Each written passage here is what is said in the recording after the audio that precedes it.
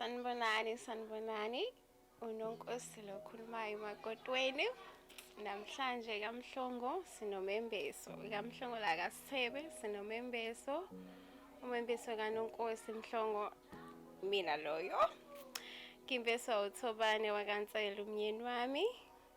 Ngifisa usuku lanamhlanje lube luhle, abantu bejabule, kungabe bikho iphithiphithi, kube kuhle konke. Ngiyabonga.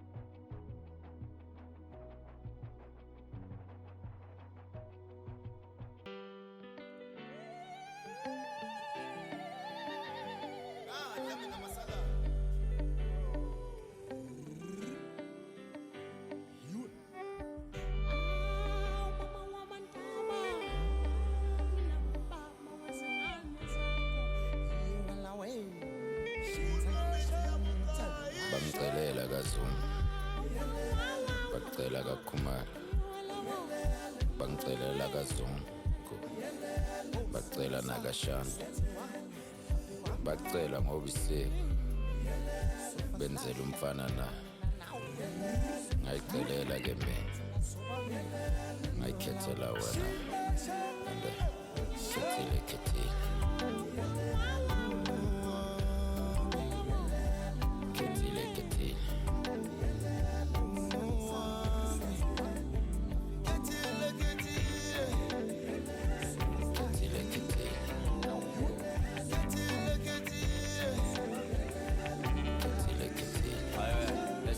Phela ngikwazi kahle ntombazana ndeni ngikuthanda ngize ngidlula bangakini ngakuthanda zibekwa ngikhetha nangokukiss ngakuthandaze ngicela inkosi ufike wancika wathi qi ngakucika wathi mncwi sacisha ibani cwi ayikanti ke yangigcina ngaswitcha wathi qi asithembe ukuthi yabona ukuthi angizange ngobunini ngiphathele nje isibongo angifuni omunye umuntu angibona wena liyofika lelo suku ngizokulobola wena baby uqhamuka kwenkanyezi khanya okwelanga ojela noma lisitholile isandwa sami bangcelela kaZuma, bacela kaKhumalo, bangcelela kaZuma, bacela nakaShanda, bacela ngobiseki, benzela umfana na, ngayicelela ke mina, ngayikhethela wena, ande khethile.